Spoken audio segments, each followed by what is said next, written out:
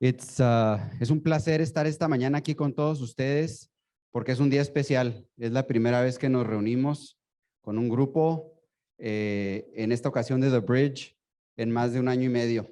Gracias por estar aquí. Espero que todas sus familias, sus compañeros de trabajo estén con bien, ahora que ya estamos aprendiendo a vivir con esta nueva modalidad de la pandemia. Pues el día de hoy les doy la bienvenida a su casa, a Technology Hub, un centro de innovación donde ofrecemos servicios de entrenamiento de talento, como lo es el programa de The Bridge, consultoría de tecnología y espacios en arrendamiento, oficinas para cualquier compañía. Nos orgullece en decirles que al día de hoy hay más de 100 compañías dentro del ecosistema de Technology Hub, 4 de ellas públicas. 4 compañías públicas dentro del ecosistema, más de $1 billón, son compañías que facturan más de eso. Y pues nos da un gusto tenerlos dentro de este ecosistema, junto con las cámaras, junto con los organismos empresariales y pues trabajando juntos en construir un ecosistema de innovación. So it is our great pleasure to be kicking off the 5th cohort of the Bridge Accelerator. It's a binational supplier development program. This program is helping simplify the manufacturing supply chain, worth over $50 billion. Este programa en el que ahora estamos trabajando juntos es un programa de más de $50 billones de insumos en nuestra región. Y juntos, en esta 5ª generación, las generaciones pasadas y las futuras, seguimos.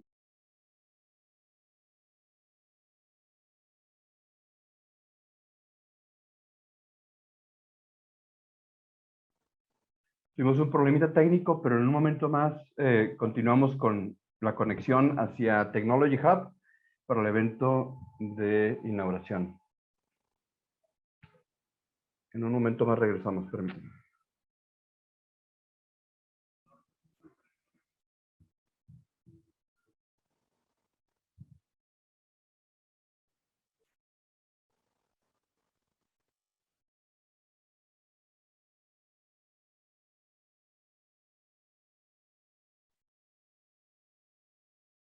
En este momento estamos viendo cuál es el desperfecto técnico y continuamos. The benefits for the participating companies are talent development, industry connections, access to capital, and new business opportunities.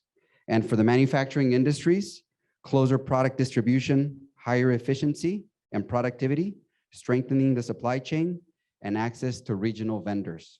And I do want to mention that this is a long-term project.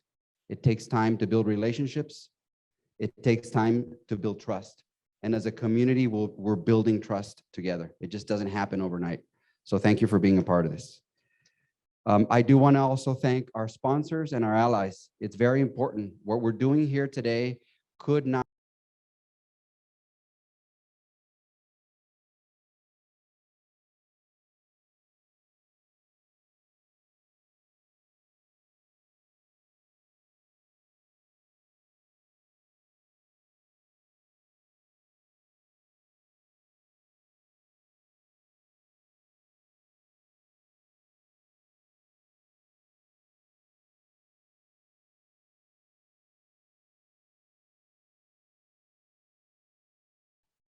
Muchas gracias por su paciencia. En un momentito más regresamos. Tuvimos con problemas técnicos.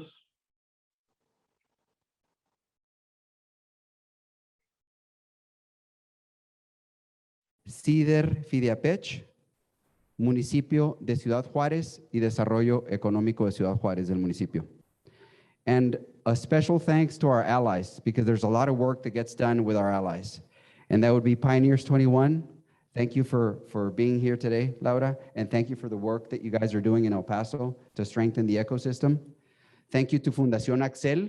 Fundación Axel manages the funds to run this nonprofit organization.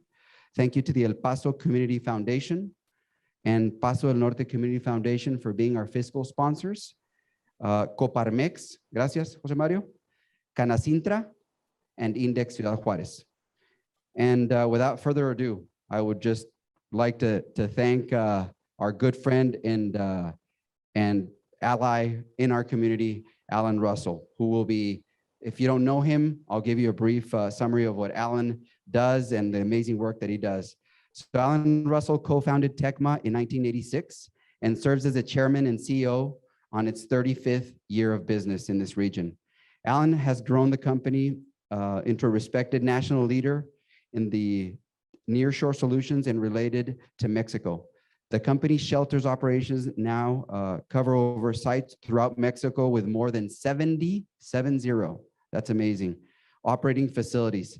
Additionally, transportation and customs divisions add to TECMA's vertical integration model, providing door-to-door freight and logistics service.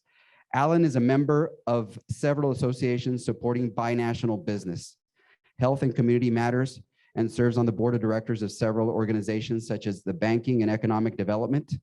He's a major supporter of the El Paso Chamber of Commerce, the University of Texas athletics programs. Alan and his beautiful wife, Patty, are the financial sponsors of CAFI, a college sponsorship foundation. Alan has served as the past president and the Chamizal Foundation, dealing with border health, as a founder and past president of the International Amigo Air Show, and is a founding director of the El Paso Susan B. Komen Raise for the Cure of Cancer. Alan has accepted multiple awards on behalf of TECMA for leadership and environmental achievements, as well as a coveted top 100 places to work recognition. Additionally, he was honored by the Southwest Oklahoma State University as their 2010 Distinguished Alumni by promoting education through aviation. Alan was inducted into the El Paso Aviation Hall of Fame. He's passionate as a warbird enthusiast. Alan, thank you for being here. We'd like to give you a warmest welcome for our conversation to Seize the Moment. Thank you, Alan. Big hand of applause.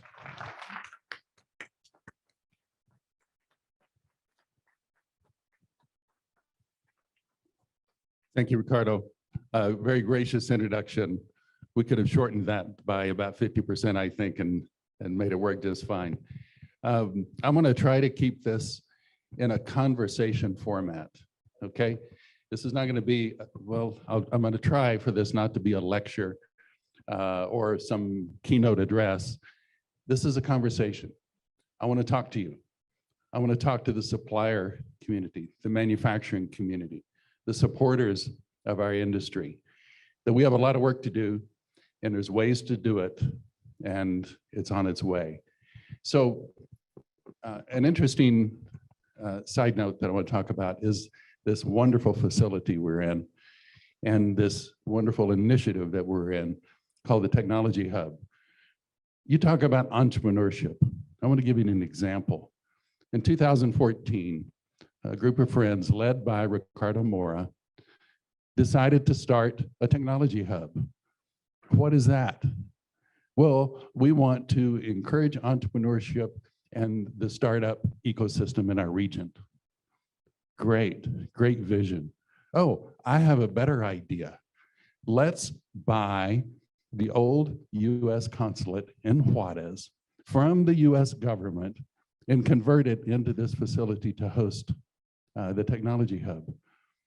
Who could imagine the complexity of buying a piece of property from the US federal government in a foreign country, negotiating the deal, getting possession? It had to be arduous. I haven't heard all the stories, but it's got to be incredible. So away they go with Ricardo and his friends developing the programs, continuing to renovate, continuing to expand. An absolute remarkable feat. Selfish, I mean, selfless. I mean, they gave their hearts and soul to it. Sometimes, I'm sure, without the benefit of the financial reward that the dream could only bring. But then things started happening. In 2019, Microsoft took notice. Now that's a big deal. They took notice in Juarez, not necessarily in El Paso, in our region. They focused on this technology hub. The Bridge Accelerator was born as a result of that notice. Microsoft stepped forward and became the largest sponsor. They put their money where their mouth was and where their belief was. Truly an achievement. Now this being in the third or fourth year of it's the fifth cohort of the Bridge Accelerator. As Ricardo mentioned, it's not something that you just do. It's a journey. And it's going to have to be a continual journey to bring the supplier base forward. Bear in mind, there's $50 million of supplies come into this region for the 350 or so factories, supporting 350,000 employees in Juarez alone. And less than 2% is said, somewhere between 2 and 4% of that 50 billion comes from here. What is wrong with that picture? We are burning up the highways between here and Indiana, Michigan, Wisconsin, the 5 Midwestern states. We're burning up the highways between the ports of LA and Houston, Long Beach. We need to take care of our own right here and develop this supply base. Because I know companies, manufacturing companies would love to have their supplies closer, right?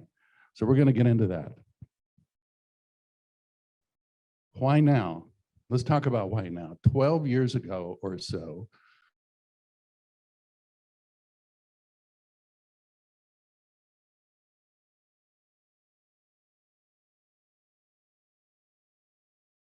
of a container coming to Juarez from China was about $2,500. As the oil crisis continued, benefit to some, not so much to others, the price to get a container here was about $4,000, almost double. So the boards of directors in these companies started talking about, oh, you know, this is not getting better. You know, as long as the oil stays up, we're going to have an increased cost. So should we consider diversification? So some did. Some of the smart ones started diversifying a little bit, coming to Mexico. So if you're going to come to Mexico, where are you going to go? Now, there's reasons to be down in the center part of the country to address the auto sector in some cases. But the most convenient, at the end of the day, the supply chain and the market is all based around logistics. Logistics drives the cost. So being on the border, being in the middle of the 2,000-mile border that is between the United States and Mexico is where we are sitting today. It's an ideal location for that supply base and for those factories that are coming to this region to distribute to their market. Their market is the largest market in the world, which is the United States. It's a fact. So if you're going to be a factory supplying North America, this is an ideal place to be. Then the wages in China started increasing, double every year. So the board of directors are going, well, this is not getting better. Containers are more expensive, labor is more expensive. We should start looking around. Boards of directors and big companies are slow to react. They start discussing long before they ever engage. It's a risk, right? Big moves are a risk. Labor shortages in the US. We have a client from Iowa City, Iowa, and the official unemployment, this is pre-pandemic, the official unemployment rate in Iowa City, Iowa, and the 5 surrounding counties was 0 officially, meaning they could not hire anyone. They could only hire what would be considered the unemployable. It was not sustainable. They called us and they said, we can't get people. Do you have people? They weren't chasing a lower cost. They were chasing the ability to produce. And that's what Juarez brought to the table for that company. It's a medical company. Now they're 6 years into this, and they admit openly that they save $50,000 a week in cost by being here to their clients. And of course, their clients get the benefit of that. Then what happened next? The Trump era in the White House in the United States, tariffs. Tension, maybe it was overdue, maybe not, whichever side you're on. But tariffs started being implemented on product coming from the Pacific Rim, namely China. So the board of directors are going, holy smokes, we got the oil prices increase. We got the labor increasing in China. We got a labor shortage in the United States. Now the United States is talking about going to $15 an hour across the board for basic labor. We can't compete anymore. So how are we going to address this? What are we going to do? In May of 2020, the World Health Organization declared a global pandemic. And I see some very familiar face masks out here this morning. A global pandemic started shutting down everything. This was the tipping point. China closed, Vietnam closed, India closed. Everything started shutting down. When you're talking about a global supply chain shutting down, you've got ships in the wrong place, containers in the wrong place, people in the wrong place. Everybody started laying off. Nobody knew when or where or how this was going to end. Tensions between the US and China are continuing to increase. They're not getting better. This new administration in the United States, everyone thought, well, this is probably going to stop the rhetoric somewhat and the tension would start being relieved. It's not. It continues.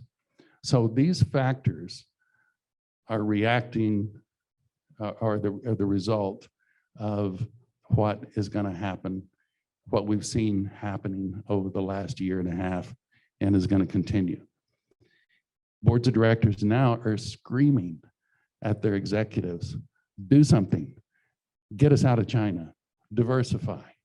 Okay, we'll make China production for China in the Pacific Rim, and we need North American production for North America.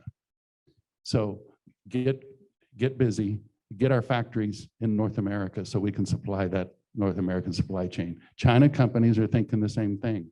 Get in North America so we can supply North America and we can avoid the tariffs and the expensive freight and the labor shortage, the labor increases, et cetera.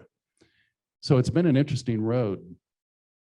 Now, those companies at that tipping point of the global pandemic are taking action. So where are you going to go if you're going to move a factory? Are you going to move it to Alabama or Mississippi in the United States? No, you're going to look at Mexico.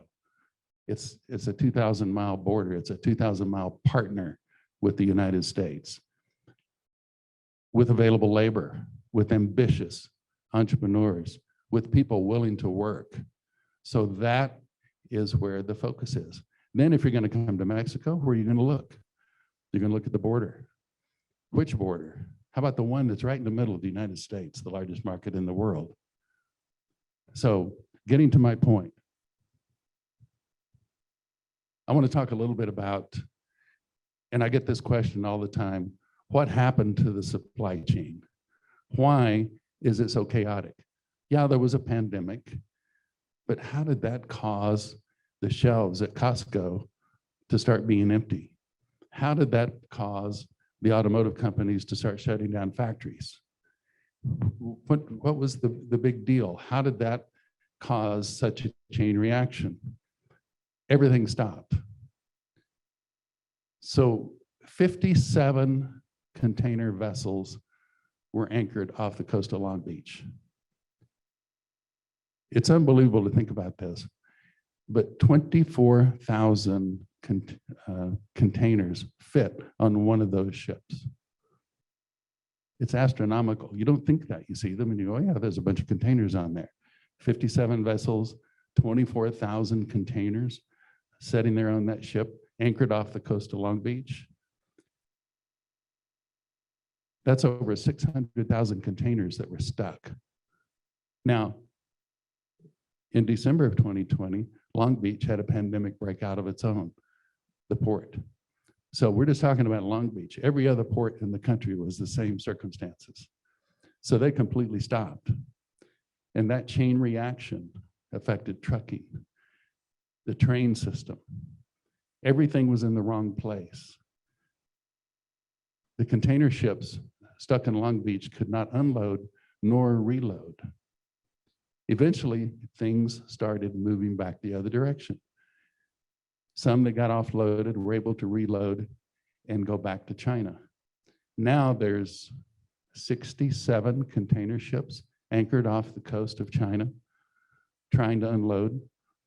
So if you're looking for a container to ship something in, the containers are all full.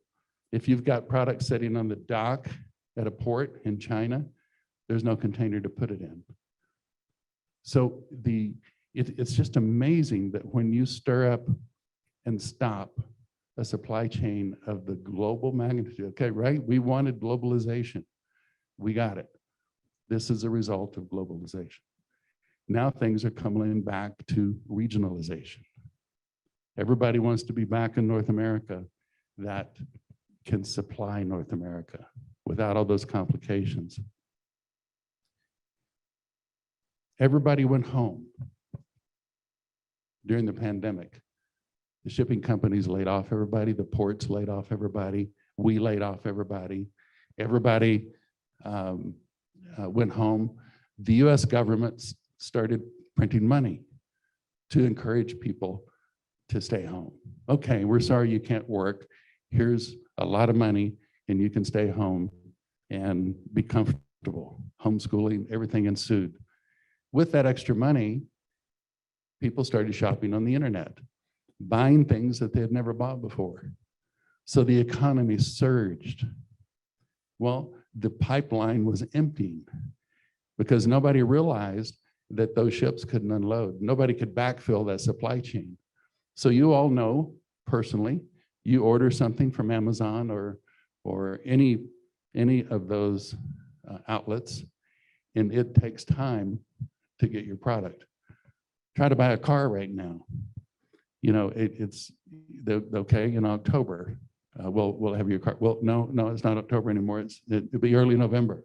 Oh, well, no, maybe because my good friend Isaac Lorraine, who's a great client, says that the reason that there's a lack of toilet paper is because the US government is using all the paper to print money.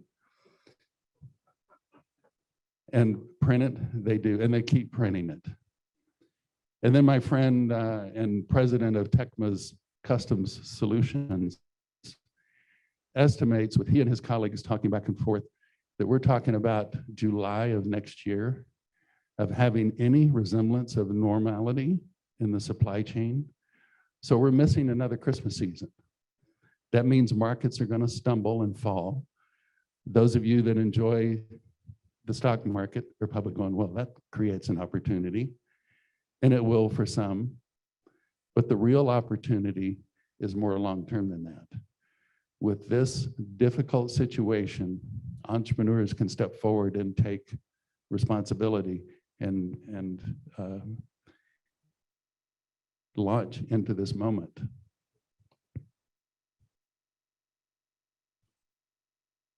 Get this. I told you the price of a container went up to $4,000. Today, a container is $20,000 to get it from Long Beach to here, or from China to here through the Long Beach system. It used to take 3 to 4 weeks. Now it can take up 16 to 20 weeks to get that container, and no commitments. Yeah, we'll charge you $20,000, but we're not sure when it can get there. Now the opportunity. Are you starting to see it? It's in front of us. Board members are they're screaming at their executives. Do something. You're missing your numbers. You're going to miss another Christmas season. What are you going to do about it? So they're scrambling, trying to figure out. That's why there's no real estate available in the city of Juarez now. You can't rent a building in Juarez. Maybe one that's under construction and is going to be available. So it's a incredible opportunity of business. It's never been stronger. $50 billion of factory supplies have got to come into this region every year. That's, you know, getting close to $1 billion a week have got to come in. All we have to do is stick a straw into that river of $1 billion a week, and we can build our companies to no end. Suppliers, I want to talk to you directly. Quality is uncompromising. You have got to produce quality if you want to sell to these factories. Bear in mind, there's 350 factories here from all over the world. Quality is a given. You got to do it. But then you've got to present your image. As a supplier, you cannot be working in a facility that maybe doesn't have a complete roof, it has water leaks, maybe it's down a dirt road, maybe the floor is not acceptable. And I've seen your quality. I mean, you can do more in unbelievable conditions than anyone I've ever seen. It's amazing. However, if you are going to appeal to a multinational company or even a regional manufacturing company, you have got to step to the table and give them an image that they can bet on. Imagine if they say, okay, we want to buy from this machining company. And so their executives come down from up north and they want to vet the supplier.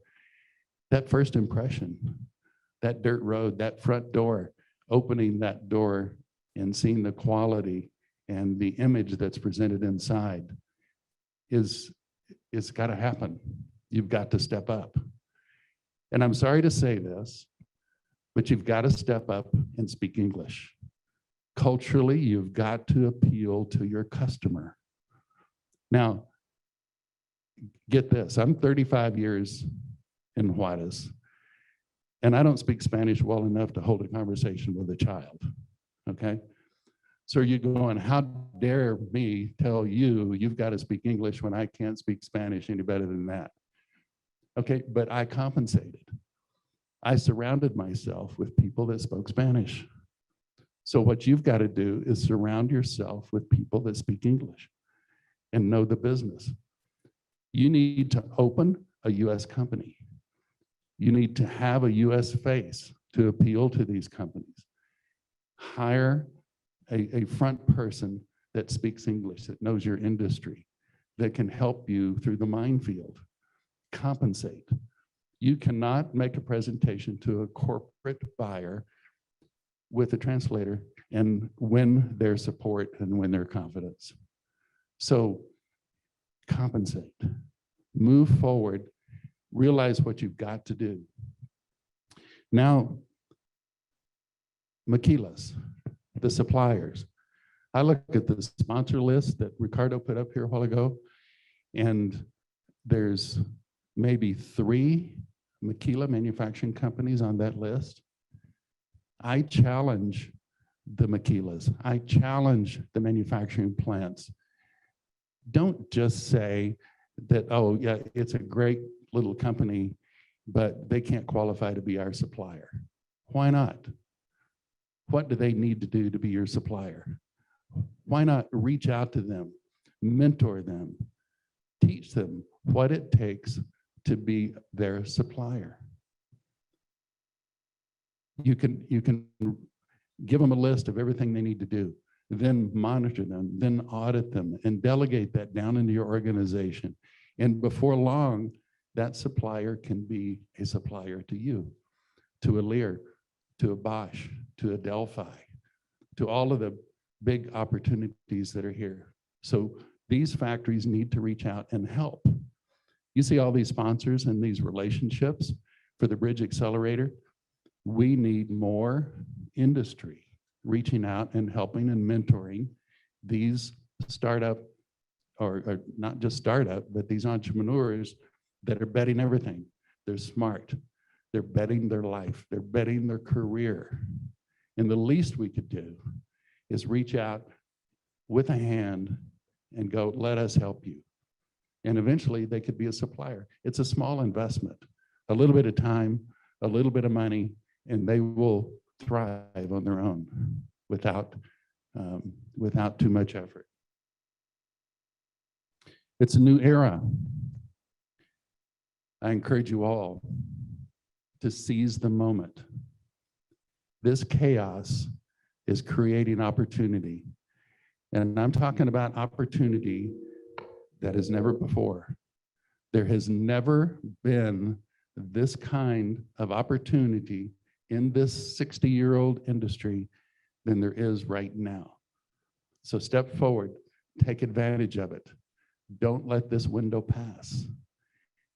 It won't be fixed by July of next year, so you've got plenty of time.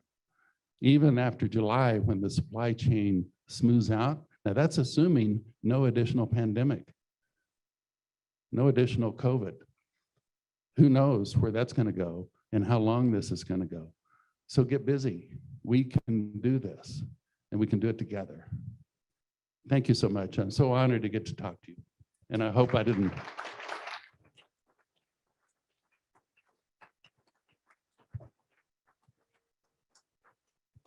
Thank you, Alan, for that conversation. I was hoping I could make it a conversation and not a lecture.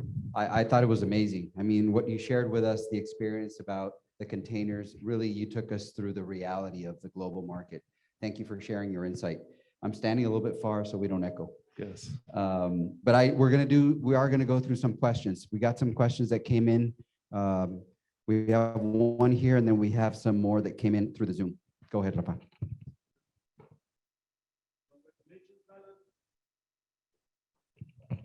Hello, congratulations for your advisory speech. Excellent. My question is, do you think the Bridge Accelerator could be expanded to other regions? I certainly do. Of course, the focus right now is this region. This has been tried many times, mostly by government agencies or government entities that were attempting to develop a supply chain and develop an accelerator. This is unique in that it's privately owned, privately funded. It's being funded by the community and of course by the technology hub itself. So can it be duplicated? We need to spark the entrepreneurs and the other communities to do it.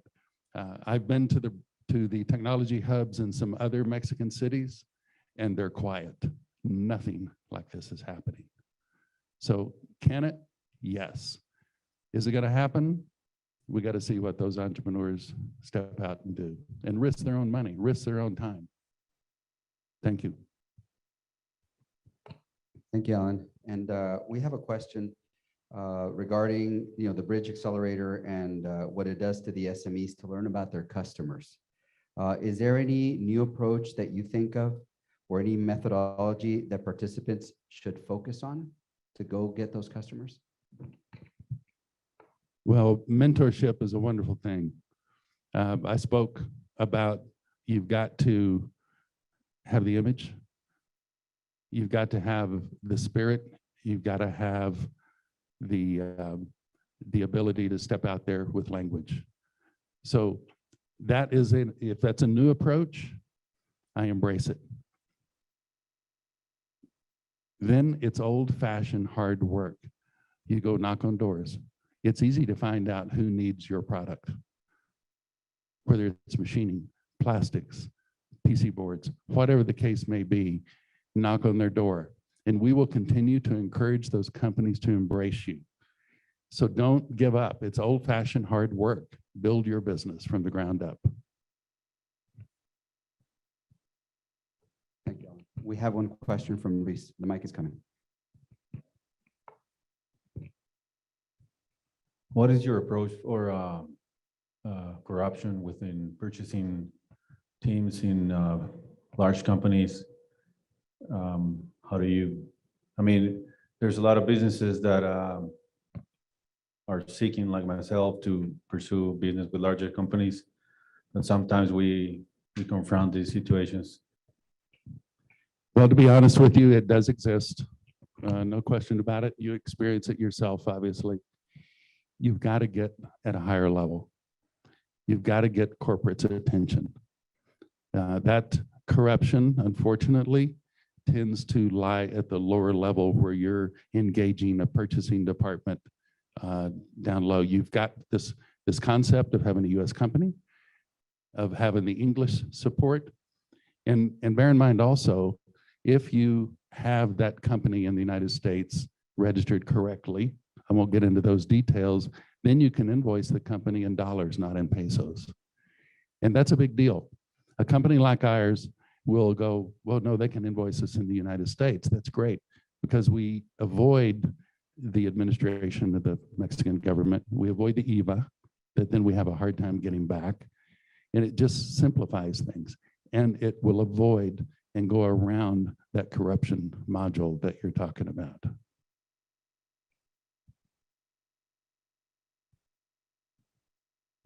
Alan, we have another question here. Considering all the challenge, the pandemic, everything you spoke to us about, the shortages, the political climate, in your opinion, what are the 3 key areas which suppliers must focus? Just if you were to say the 3 top that suppliers should focus to take the full advantage of this opportunity and seize their moment. Well, I think we've addressed most of those issues. Your image, quality is a given. You got to have the quality product. If you can't produce quality product, you don't have a chance. So that's just a given. But then you got to have the image. You got to be able to talk to your client and develop a culture of your client. Understand who they are. Understand what customer success means. What is their definition of success? Once you understand your customer's definition of success, then you've got a chance to meet that definition, and then you will succeed together. You can't succeed unless your customer succeeds. So it's a win-win for both sides, and it's an effort on both sides. Perfect. Thank you. I don't know if there's any other question from the audience. Okay. So there's one over there.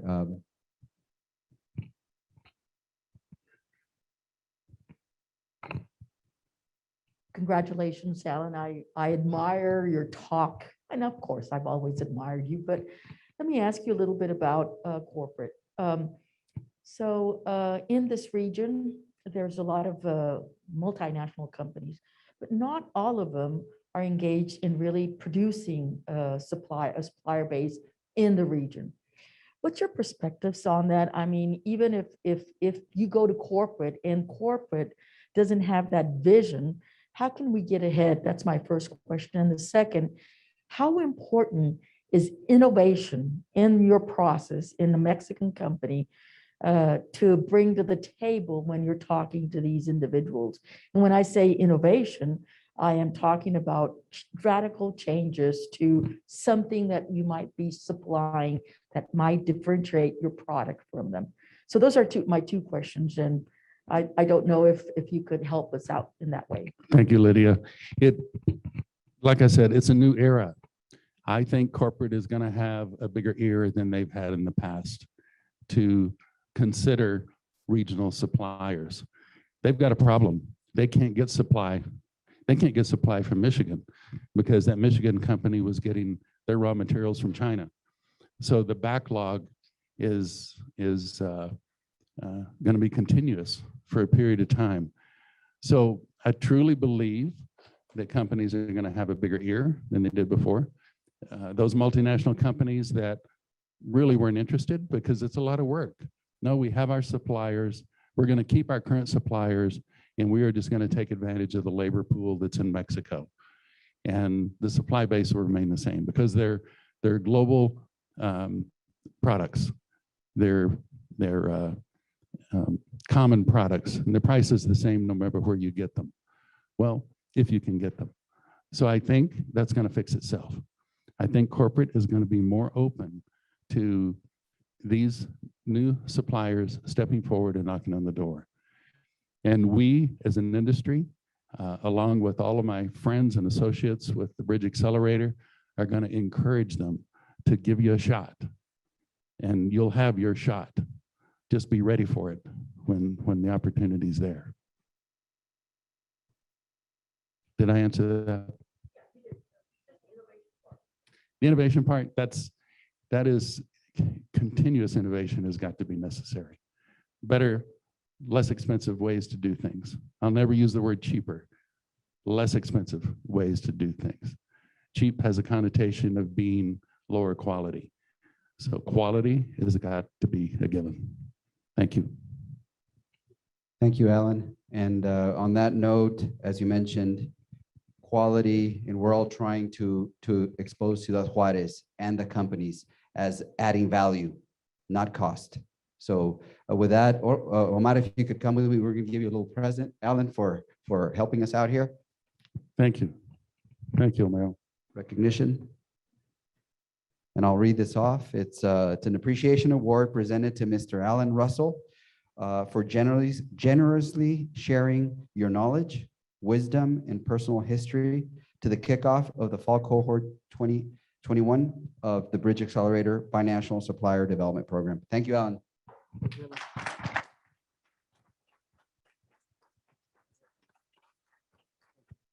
Alan, thanks for being such a great role model for our region. Congratulations for your talk. Thanks so much, sir. Thank you very much. Thank you all. And we have a little shoebox. Thank you, Alan.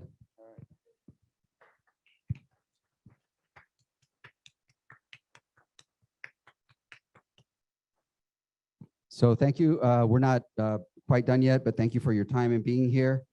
Alan, thank you again for your encouraging words and for helping our community better understand what the supply chain looks like. I would like to tell you this program happens because of a team. There's a team behind this program. Many conversations, hundreds or thousands of meetings, and I wanted to show you who the team behind this is. And this is for the participating companies. So we have an executive committee, and then we also have our new executive director, which I would like to introduce today. Veronica Gonzalez is the new Bridge executive director. If we can give her a hand of applause. Thank you, Veronica. For those that don't know Veronica, Veronica was the former Chief Resilient Officer for the Rockefeller Foundation for Ciudad Juarez.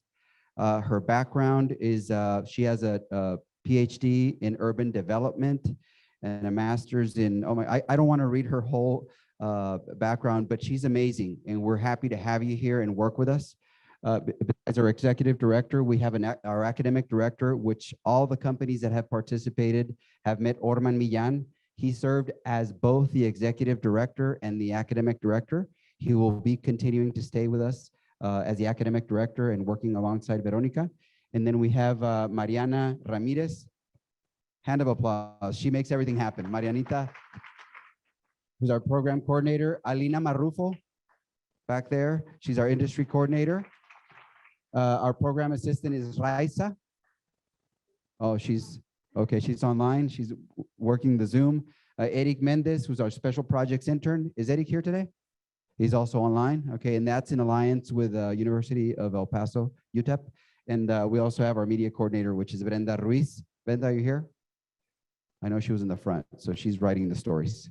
But that's the team that makes the magic happen on the day-to-day, plus over 20 or 30 individuals that share their knowledge during the 12-week journey. So let's give an applause to all this team that, they really make this happen.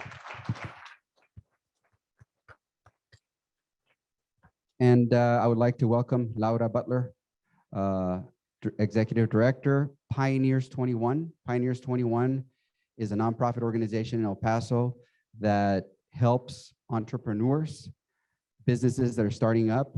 They have connections. Please speak to Laura if you want to set up your business in El Paso. She's the person to go to. And come on board. And Adam as well. Adam from Pioneers 21.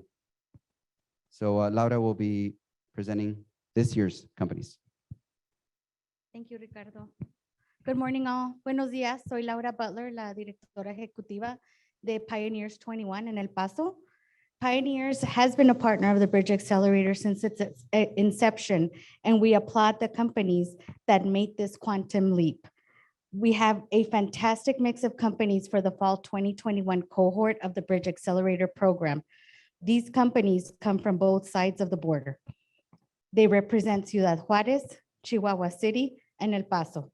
The industry sectors are digital content creation, software as a service, Industry 4.0 solutions, industry supplies, auto parts, commercialization, additive manufacturing, aluminum structures, production line supplies, advanced automation and robotics, telecommunications technology, welding, machinery, CNC, and non-destructive testing, as well as a corporate law firm. Please allow me to introduce the companies. Anarama, GMOS, Abogados La Frontera, Mechatronics, Industrial Automation Supply, Grupo Caballero, OK Auto Parts, Roriza, 3D Lab Mexico, Machined and Industrial Components, TTM Comunicaciones, Minsky, SMT Solid. Bienvenidos y felicidades en estar aquí en esta nueva etapa de su negocio. Congratulations on starting this endeavor, and let's continue to grow this binational supply chain. Thank you. I'd like to introduce our sponsor and key partner, JJ Childress from Microsoft. Thank you, Laura.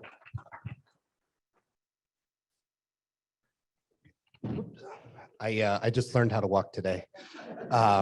So thank you everyone for coming out, and thank you, Alan, for your words. I really like this idea and concept of what opportunity means, and the idea of the two Chinese characters and symbols where chaos meets preparedness, and that's what opportunity is. And to Alan's point, what you're doing now, investing in your companies, learning how to compete in the 21st century economic model, is preparing yourself for this tremendous opportunity. So continue to not just invest in the business processes, but in the relationships that you will engage with, both from your counterparts, with the suppliers, but also the great team that's here at Technology Hub. So you're about to enter the arena, and the only way to really kick off an arena is by ringing a bell. And so we have a great bell here. So Alan, would you like to come up here? Ricky, Omar, Laura.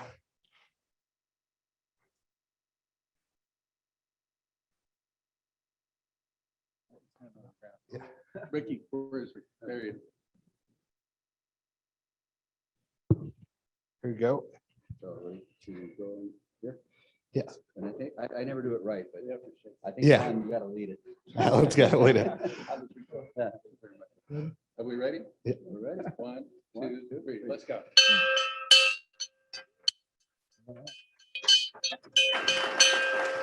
So thank you, everybody. The 5th cohort is officially kicked off.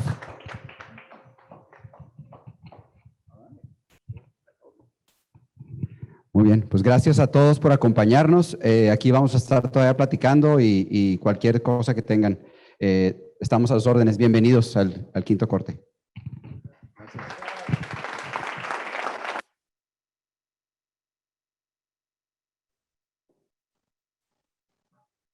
De igual manera, les damos las gracias a todos los que nos acompañaron por esta transmisión vía Zoom.